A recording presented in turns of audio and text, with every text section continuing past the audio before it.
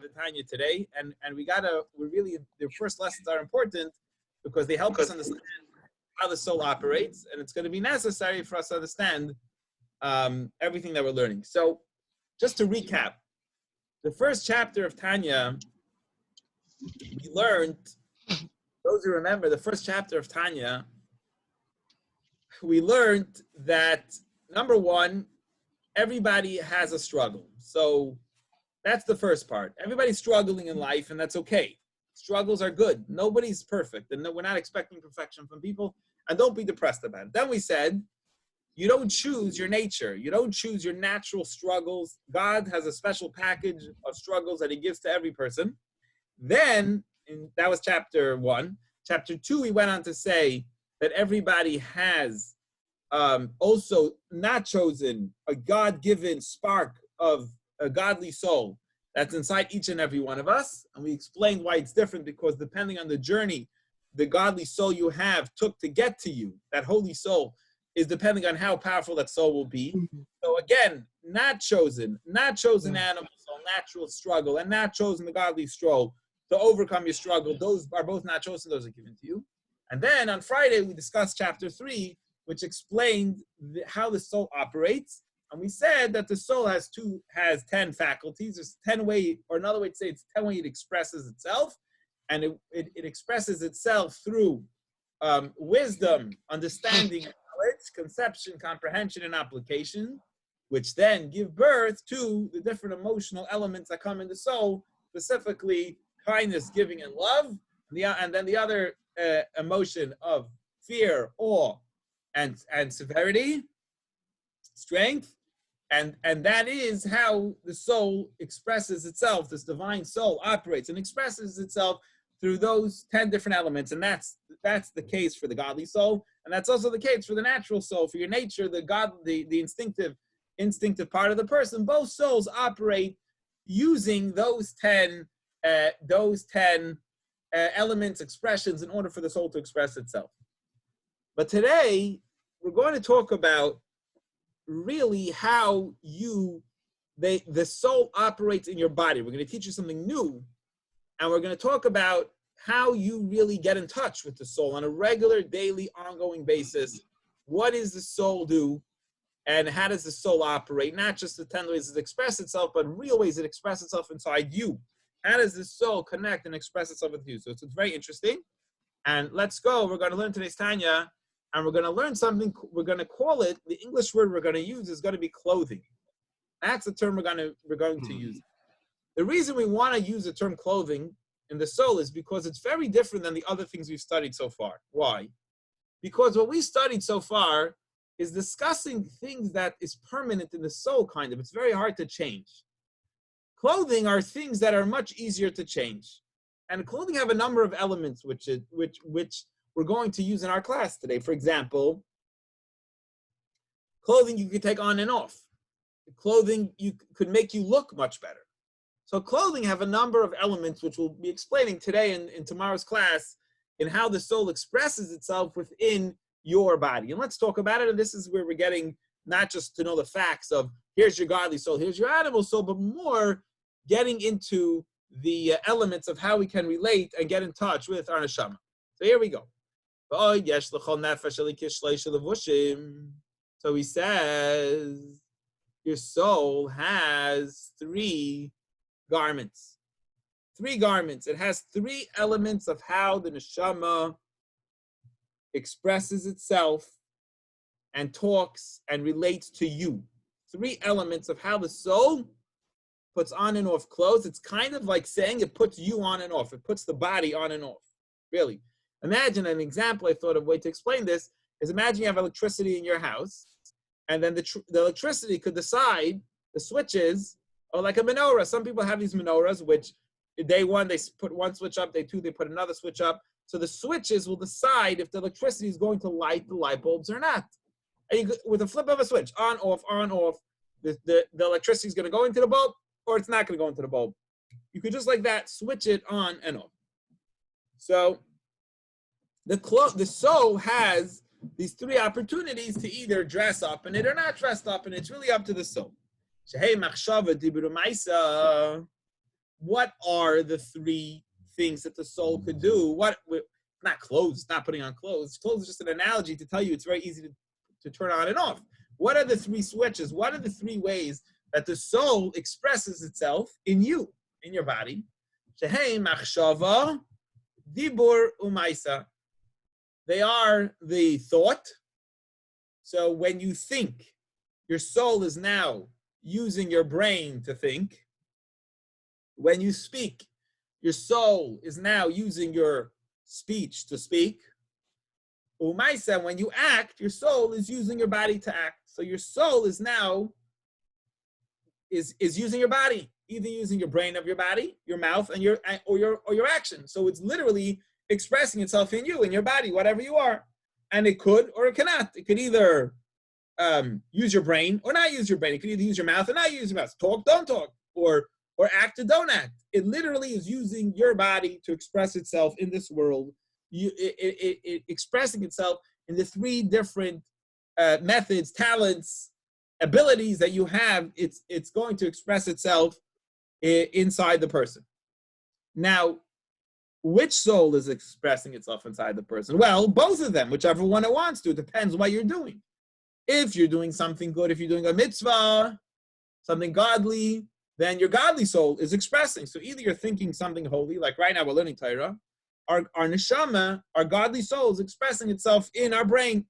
Or right now I'm speaking Torah, my mouth is now, my soul is using my mouth, my godly soul to express itself. Or my action, this morning I put on tefillin, my body, or I walked to shul, I went to do a mitzvah, my godly soul used my body to express itself. It's expressing itself inside my body. But what if I wanted to do a sin? What if I wanted to do an avera, a terrible avera, a little avera? I went to do something bad. Then my animal soul would be using the thought, speech, and action, my brain or my mouth or my action in order to express itself. So depending what I'm doing, which soul is the one expressing itself? If I'm doing something bad, it's the animal soul expressing itself. If I'm doing something good, it's the godly soul that's expressing itself, okay? The Tanya today, for argument's sake, we're going to be describing the godly soul, the way it expresses itself, and then, of course, that applies to the natural, instinctive animal soul too. So, in the Taryag Mitzvah Torah, so how many different kinds of thought, speech, and actions does the godly soul have at its use to express itself in your thought, speech, and action? Well, it's very easy to figure that out. There are 613 mitzvahs. So there are 613 ways. I'll divide the 613 mitzvahs into some of them are thought mitzvahs, some of them are speech mitzvahs, and some of them are action mitzvahs. Boom. And that's the way my godly soul has to express itself. It could give charity. It could daven. It could learn. It could do all the mitzvahs, whatever the mitzvahs. It could check a little bit. It could light menorah on Hanukkah. It has all these 613. It could do kindness. It could say a nice word. It could do bikar cholim. It could visit the sick or visit someone at a shiva call. It could do all these different ways that obviously love your fellow yourself. You could honor your parents. All these different ways that the soul has to express itself in your thought, speech, and action through the 613 mitzvahs that there are. So when the person does all the physical mitzvahs he's meant to do, he wears a yarmulke and he wears tzitzis, the person is expressing his godly soul in all the action-oriented kind of mitzvahs possible that it has at its ability, in its world to do. Ubedibur, or in speech, the speech kind of mitzvah. So action mitzvahs, I said, shaking lulav and esrog, putting on tefillin, lighting the menorah, right? Wearing tzitzis, whatever. There's so many different physical mitzvahs you could do. Giving tzedakah. And in speech, you use your power of speech to talk about and study all the 613 mitzvahs that there are. So last night, I had a father and son learning class where we learned the laws of Hanukkah. So we spoke about the laws of Hanukkah. We thought about the laws of Hanukkah. I make every week a competitive game. We play a game of and the winner gets a prize. So we're thinking and speaking about the laws of Hanukkah, and then we went home and we lit the menorah. We lit the menorah before, so we acted on it. So we used all our thought, speech, and action in order to do the mitzvah of Hanukkah. In our brain, the guy uses his brain to understand as much as his brain can. Everybody has different brain, right? Some people only understand very limited. Some people are brilliant people, right? You use your brain to its capacity to understand as much Torah as you, godly Torah, as you could understand. And the four elements of Torah. Torah is very wide. There's a lot to study in Torah. What are the four kinds of Torah? The word, we speak about this a number of times in our class, so let's mention it again. There's four ways a person can study Torah. Pshat, Remez, Drush, and Sod. It means, it's called in Hebrew Pardes. It's called the orchard of Torah because every part of Torah could be studied in four different ways. I'll tell you what they are. In the English words a little bit might not make sense to you, but plain sense is Pshat, is a simple, straightforward meaning. Then Remez is intimation. It's like signs and like the numbers, the numerical value. Everything could be studied like that. Homiletical is Drush. It's like a lengthy exposition on any topic. And Sod is the esoteric meaning.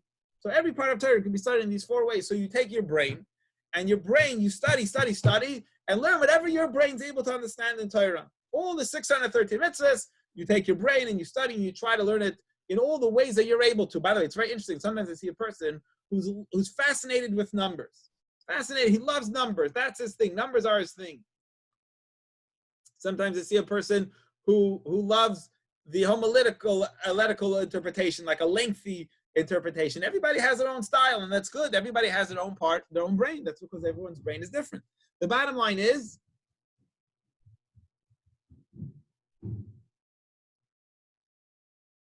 hold on one second.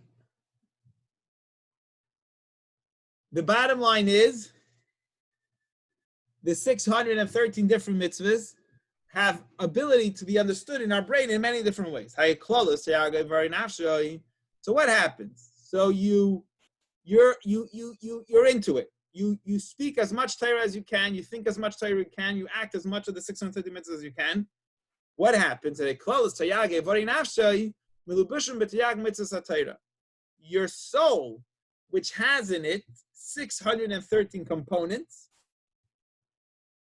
uses those components to dress up in the 613 mitzvahs of Torah. So a kind of your soul is actually using your body in order to do a mitzvah. The soul can't do a mitzvah on its own. It can't put on tefillin, it can't light menorah. It doesn't have a physical brain to study Torah. It can't speak Torah. So your soul takes your body, takes over your body, takes control of your body, your godly soul, and then uses the brain and the mouth and the action in order to fulfill the 613 mitzvahs so that the soul, 613 elements it has, can dress up in the 613 mitzvahs. So it's doing a mitzvah. So the clothes of the soul is the mitzvah that you're doing. Okay? And there's three general methods: thought, speech, and action. But there's all the mitzvahs is like another closing for each of the 613 elements of the soul. Specifically, we're talking about the three ways of thinking: the wisdom, understanding, and knowledge, conception, comprehension, and application of our brain. Your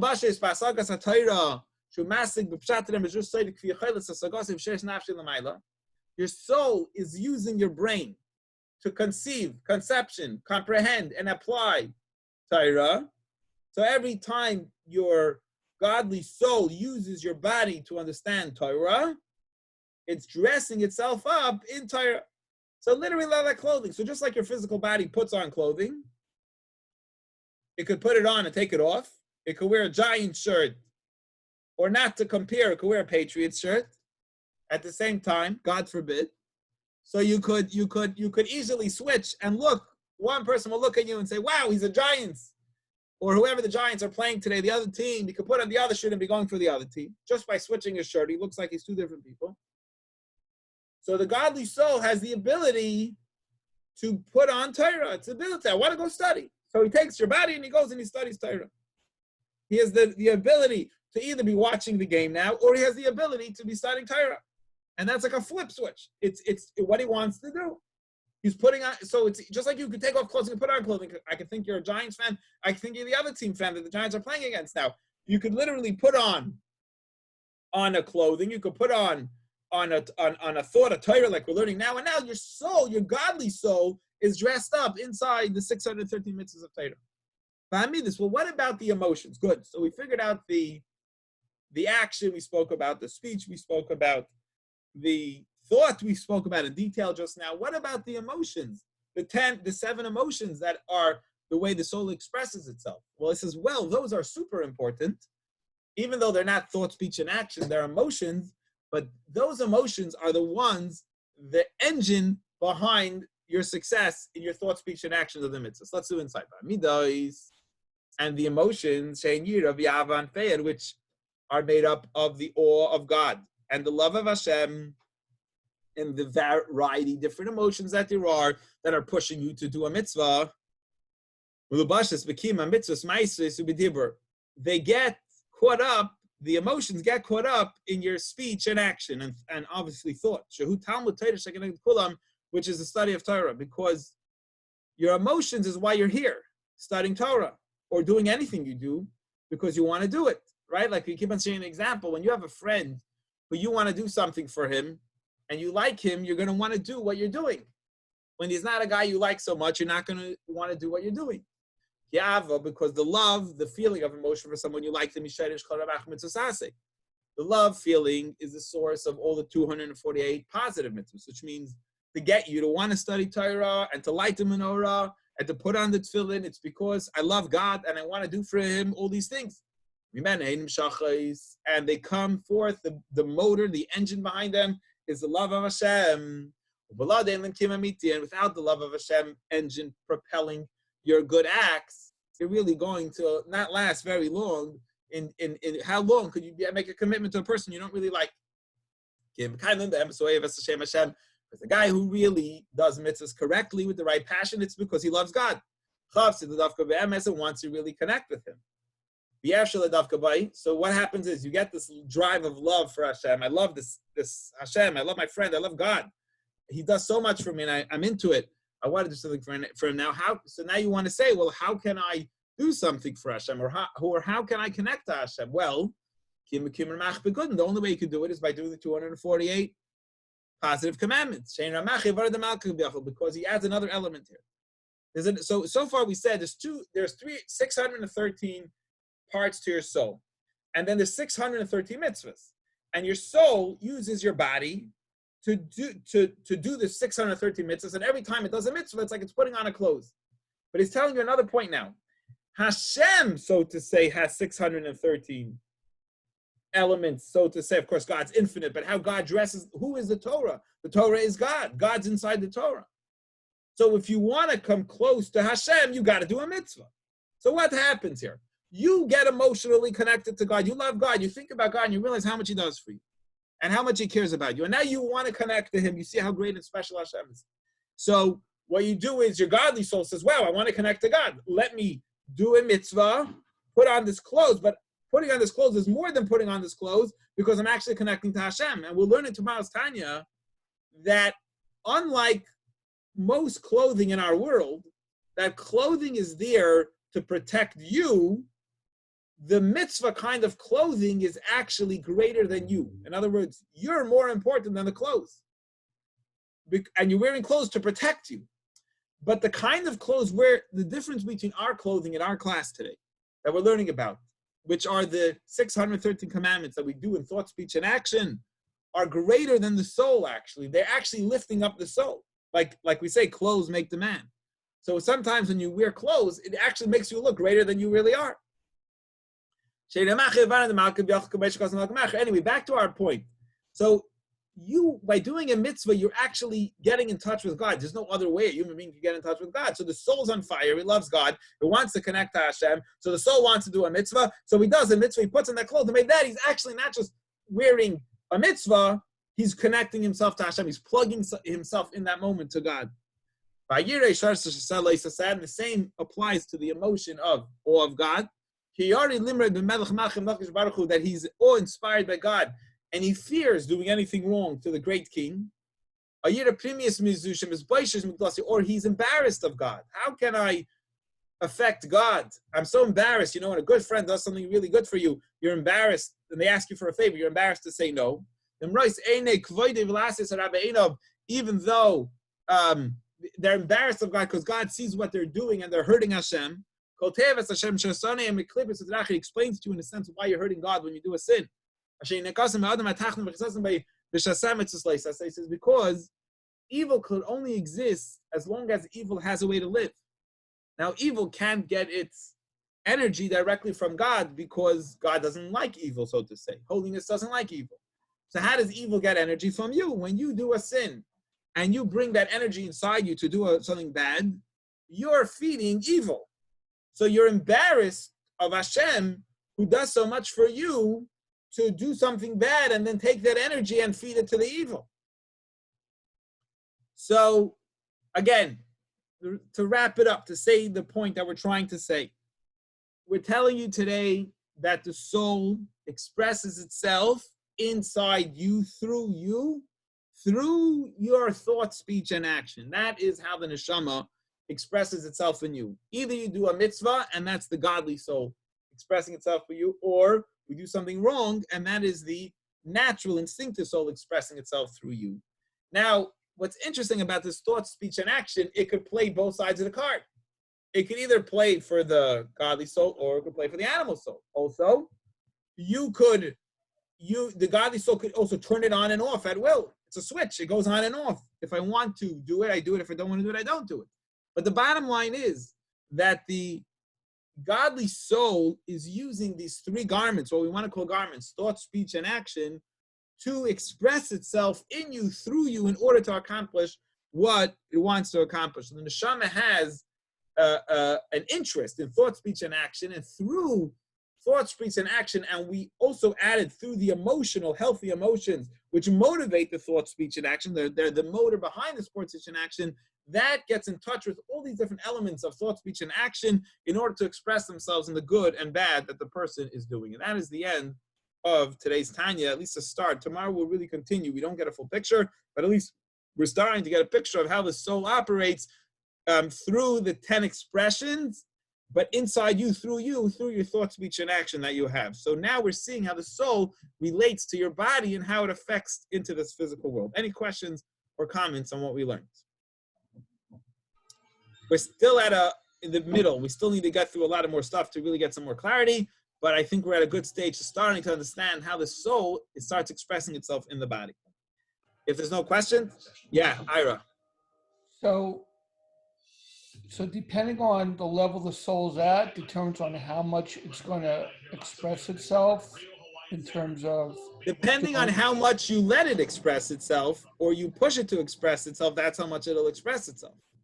But isn't that determined also by how far down it came during, from the DNA during birth? That's not up to you. However, the soul that's given to you is not by choice. That's put into you. You're giving your animal soul and you're giving your godly soul, whatever it is. Right. So obviously there's different degrees, different people express themselves different ways to different degrees. The question is, how much are you going to let them express themselves in you? How much office time are you going to give them? How much time are you going to let them to operate? That's the question. Your body is only enough. I feel like this all the time, like to my kids and my family and everything else I have to do. My brain can only hold so much space. Right. There's only one of you. There's only one of me, and I can't be here and there. I got to be one place. So, but the question, I'm deciding where I am.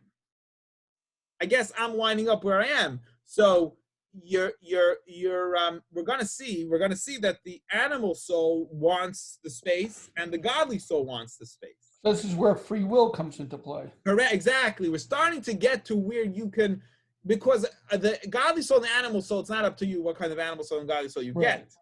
You're stuck with whatever your nature is. That's what you're stuck with. Whatever the godly nature is and whatever your animal nature is. That's not a given to you by choice. God gave you your challenges and your talents, preordained to you what your talents and what your challenges are. That's your nature. But what he's going to start saying is that the souls need you to express themselves. And you're in control of who's going to be the one to be there. I think like in business, they tell you, like maybe like in coaching classes, they say, really, your success will be by you putting yourself where you want to be. Where are you investing your time? That's where your success will be. and you choose. You can't be everywhere a whole time. So depending on where you put your energy and body and time, that's where you'll be. So considering who you're going to give more space to, the godly soul and the animal soul, that's going to be the one who's going to be able to express themselves through thought, speech, and action. So they're both going to be fighting over you. It's like two people fighting over the computer, two people fighting over the office, two people fighting over the phone. They both want to use the item, and you're in control of who could use the body. And that's where the person plays a very significant part in who's going to be in control. Am I going to give ear time? Right? So like, you know what it's like now? It's very good. You know, everyone's saying social media is not allowing Trump to post his opinion. What's the word they use? They're silencing the Trump campaign. So it's the same thing as in life. Whatever, I'm not getting into if that's true or not true, whatever. The point I want to make is that you're in control of who gets airtime, whose message gets out. And this soul needs you in order to express itself. The godly soul cannot have thought, speech, and action used if you don't allow it to be used. And neither can the animal soul have thought, speech, and action to be used if you don't allow it to be used. So the animal soul might be saying, I want office time, I want your brain, I want your brain. And you'll be saying, no, go away. And if you're a person with ADD, it might be not stopping. And you'll be saying, no. And that's your mission in life, is to say, I'm not giving you space. I'm not giving negativity space in my head. I'm not allowing it. And we'll see that because the animal soul and the godly soul need to express themselves. Their clothing is thought, speech, and action. And you can do it. And that's up to you to decide who gets to be in charge of the body. Yeah? Ira, make sense? A little bit? We're getting there. We're gonna understand more what it is. So its analogy is that it's clothing. That's not exact analogy, but it's like the reason it's saying it's clothing, it's because that's an easy choice. I want the computer now. I want the phone now, right? My kids are like, I want to play Xbox now. Okay, am I going to give it to you? I'm not going to give it to you. I have a password on it, and it's locked. And I'm only going to let you play it when I think you should play it. So I'm in control over when they get it or when they don't get it. Or I'm in control over, I have limits on my computer that my kids can only do this and they can't do that. So you're in control of who gets to express itself through the body. That's Tanya for the day. Thank you all for joining me. Have an amazing day. Have a happy Hanukkah, and we'll see you all here tomorrow. Thanks so much for joining me. We'll see you everyone. Have a great day. Ira, what's the score?